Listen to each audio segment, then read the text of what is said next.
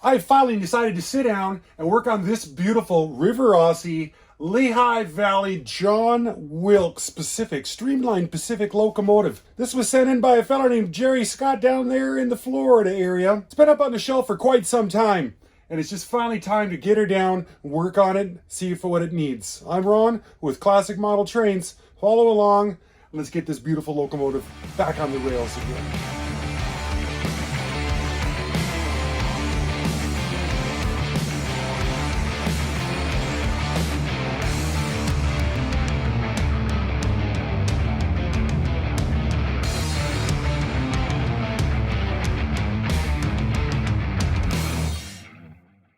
Let's take a little gander at this thing right here. It's been sitting up on the shelf for quite some time, so it's got some dust on it. Let's turn this one on. It makes a little ticking sound.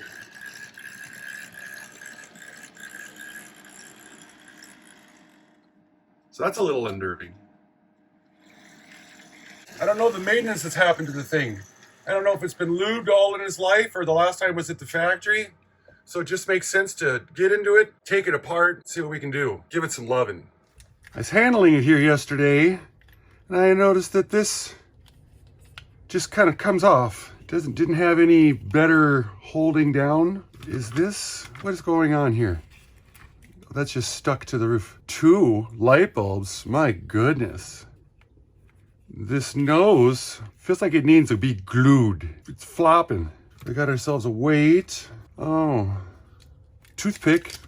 And as usual, I'm going through this the very first time with y'all out there. Well, I guess I can see some screws to start taking apart. I wonder what this toothpick was doing. Well, let's take screws apart.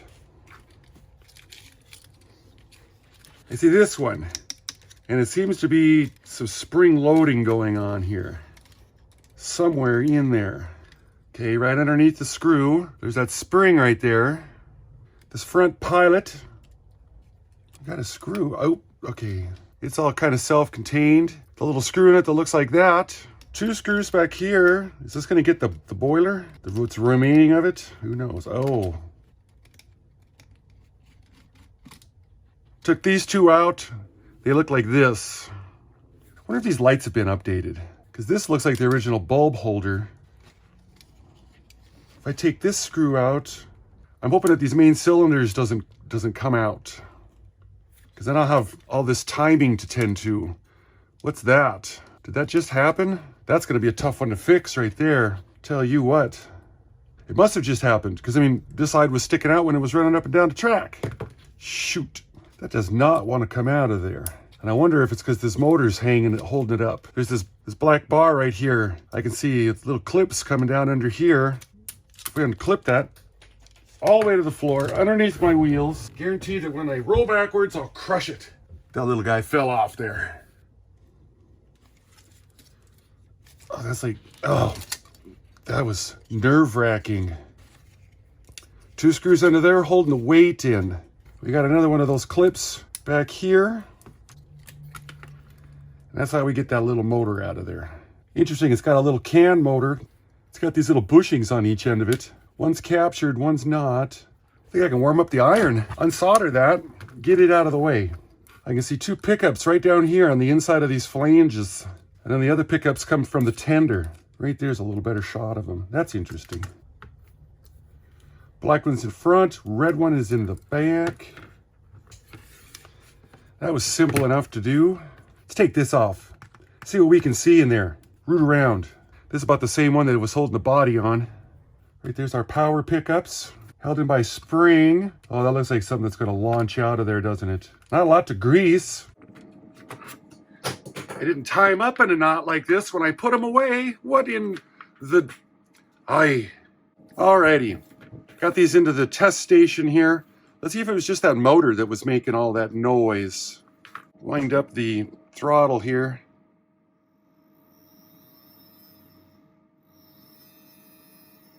Pulls like 1/4 of an amp. I'm going to say that it was not this, but we will give it just a little taste. Just a little drip right here. And how about another little one right back here? Just some. Sure, nothing too much wrong with that. Well, I managed to fiddle around with this enough and I got the wheels out and nothing bad happened. Nothing more bad happened. You can see there's a Jackshaft. He's right there. It's just a little simple gear reduction coming down from the top here. This is full of old grease, which looks like peanut butter or something. So I guess I am going to get in here with odorless mineral spirits and a Q-tip and get all this cleaned out. This piece right here is riveted to this metal body and I'm not going to mess with those, so we gotta deal with it the way that it is. The steam chests are riveted on. What's this screw gonna do? Will that let the steam chests come off there? One last thing to take off. What's gonna happen? Okay, I am not going to do that. Takes this piece out right here. And I believe that it's been dropped and this is bent because you can see this side comes straight out and this side seems to wander backwards just a little bit. So I think we will work on straightening that. Can I get this? Where am I at? Pry on it, bend it forward, bend it out some. Yeah, okay.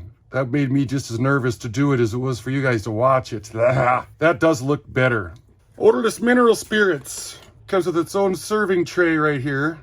I got some tactical and I got some non-tactical Q-tips. We're just gonna see whatever it's gonna take to get down in there and get this stuff out. Oh, it's just hard. So I'm gonna work on that. Hopefully not break anything. We'll be back when it's all cleaned up. Oh, dang it. I gotta get that rod back in there. Well, after fighting for a bit, I got them steam cylinders back in. This was a nasty, hard peanut butter. I even had to break out the precision tactical Q-tips, which look like this. I think I got them at the Hobby Lobby to get down in between the gears and the bottom. Oh my goodness, it was bad. And I had to work on cleaning the grease out between every one of these gears right here. And then there's the one that's inside there. So I sat here with the screwdriver and scraped them and did oh, jeez. It's a simple design. It's like, why haven't all the other locomotives ever been like this? Doesn't take much. I guess every time they design a locomotive, then they patent it and then nobody else can copy it. So you got to do something different, I guess. Put a little oil on them axles. Then we're going to put some Super Lube, multi-purpose synthetic grease. It comes with its own serving tray as well. And I'm going to get this on the gears. I can put some in down from here and then we'll have to do the rest of it from up top. So it looked like too much because it's zoomed in 10,000 degrees and then it's on a 64-inch TV right now. Yeah. It looks like that, doesn't it? But is it? No. Now let's put this guy back on so we don't got to deal with it again falling out.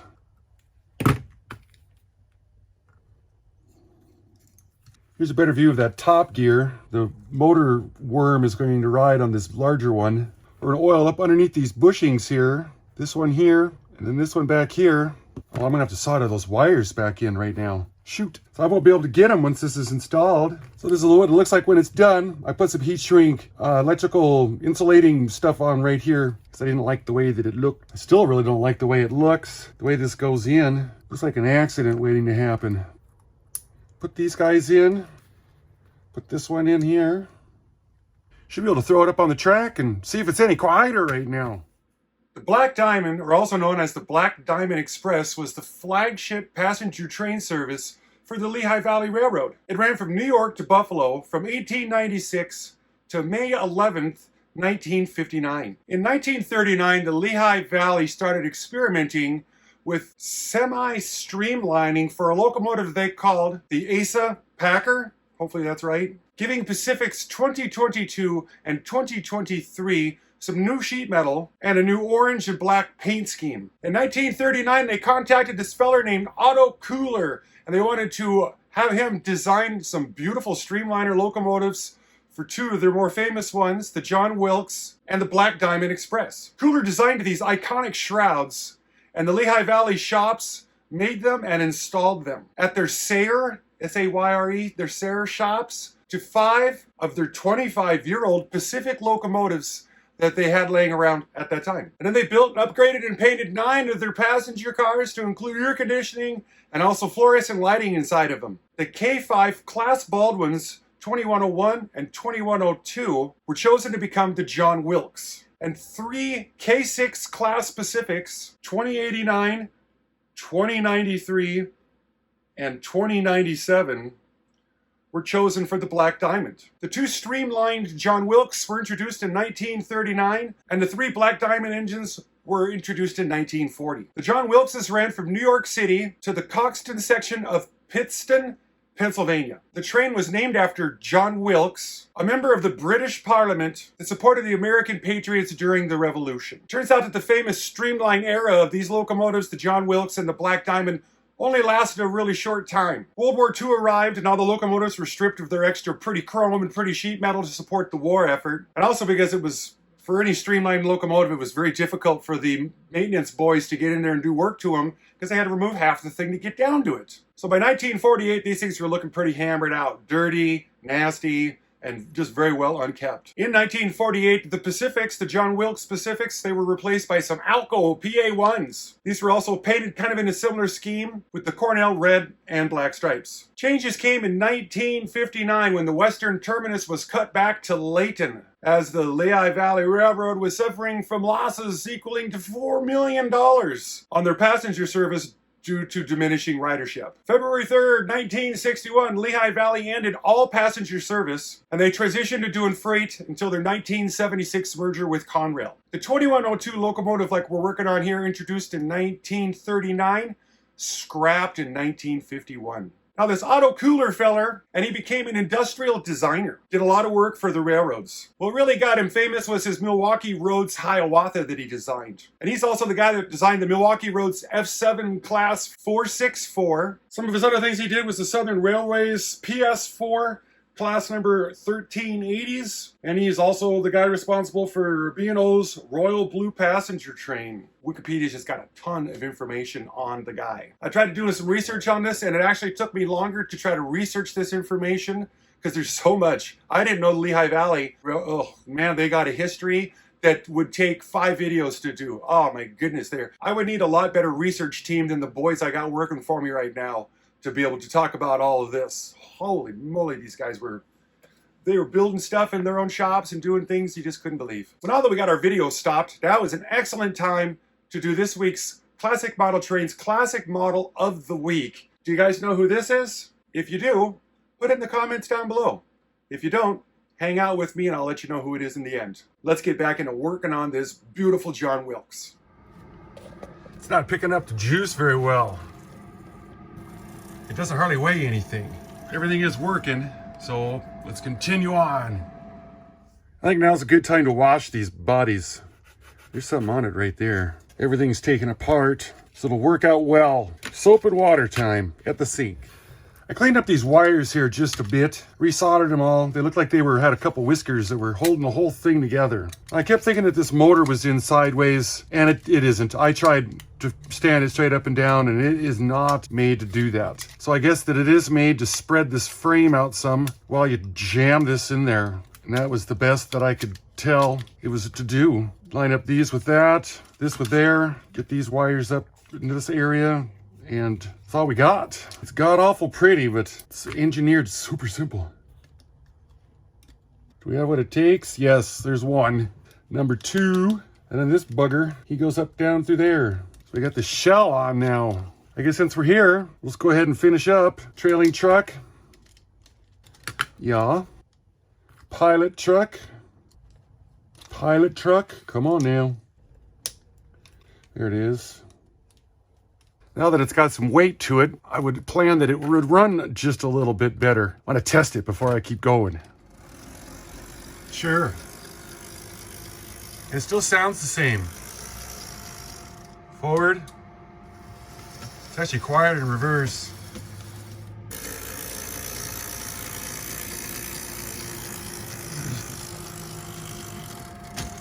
How much, how much a feller can do.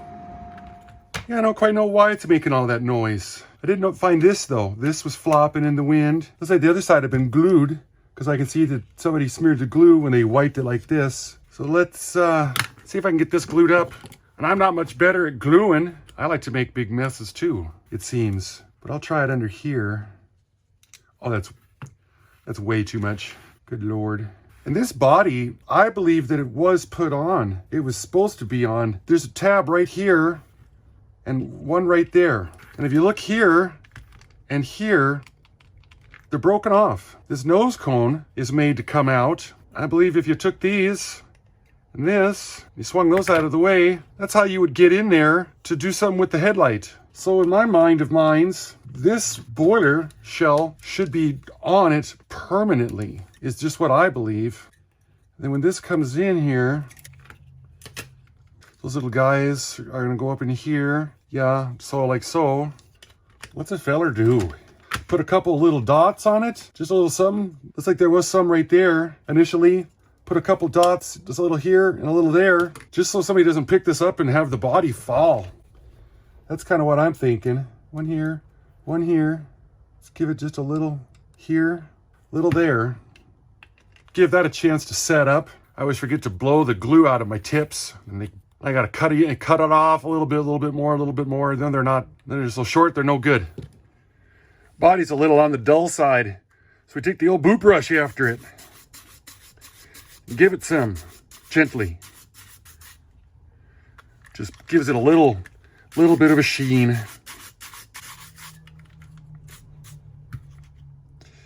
Yeah, loving it. Loving it. I did manage to get that linkage in there put back together. I just put it in the hole and got the rivet to line up, and I squished it with the needle nose pliers. So it's doing what it's supposed to do. That made me happy. So this is what she looks like. And it ain't got any tractive effort for nothing.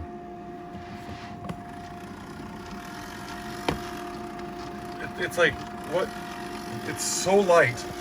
I suppose them cars that it pulls are probably, they'd have to be really light also. Or else this thing would just be worthless. Needs more weight added to it or something. And when you pick it up, and then this drive axle here hangs, it doesn't mesh with the worm gear on the motor, and then it slips. So it's just the weight of this thing down on it. And the light is doing what it's supposed to do. Beautiful looking locomotive though. That is for sure. Well, when Jerry sent that thing to me, he said that it had been broken and that he fixed it. I thought it'd be broken more than it was. I really didn't see anything that was really broken inside there. When things first show up, I don't know anything about this. I didn't know what it was, where it's at. So I got on the eBay like what I always do, and I start digging around to looking at this stuff, and I look at the sold prices. And when I got this thing like a year and a half ago, I did it at that time. And I also researched these prices again just a few days ago. These are the sold prices for them on the eBay. They go for $350 to $400 just for the locomotive and the tender. Can you believe it? Holy moly. Then if you're looking for the passenger cars, you know, they're 60 bucks a piece. There's a set of 5 to 7 of them, I guess. When you get a complete set of passenger cars, you're looking at 250 to 300 bucks for the complete set. And look at this guy right here. He sold the locomotive tender, all the passenger cars, complete set, $800. Oh my God. For some reason, these are one of them gold bricks that Rivarossi made. Now, I can't tell I don't know why. I found out they were made in 1993, 94. I found them in the catalog. Here's Rivarossi's catalog showing these two. Maybe they only made them for those 2 years. They're sold under the part number 1579, and it looks like the only road name they offer is the 2102.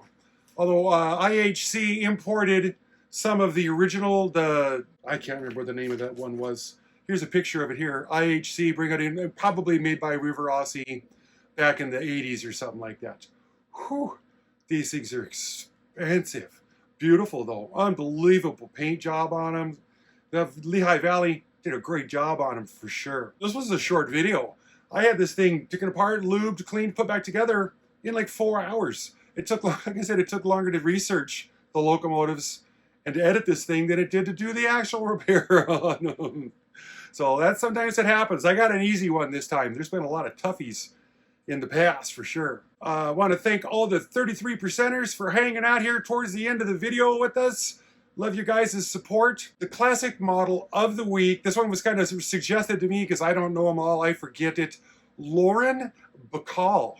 Such a beautiful gal back in the black and white film era, maybe the early color. Beautiful actress, classic model of the week. I want to scroll our members out there right now at this time. Thank you guys for supporting the channel like this. This helps out an absolute ton. If you want to watch another Rivarossi repair video, check out this one or this one right here. I'm Ron, Classic Model Trains. Talk to you next week. Bye-bye.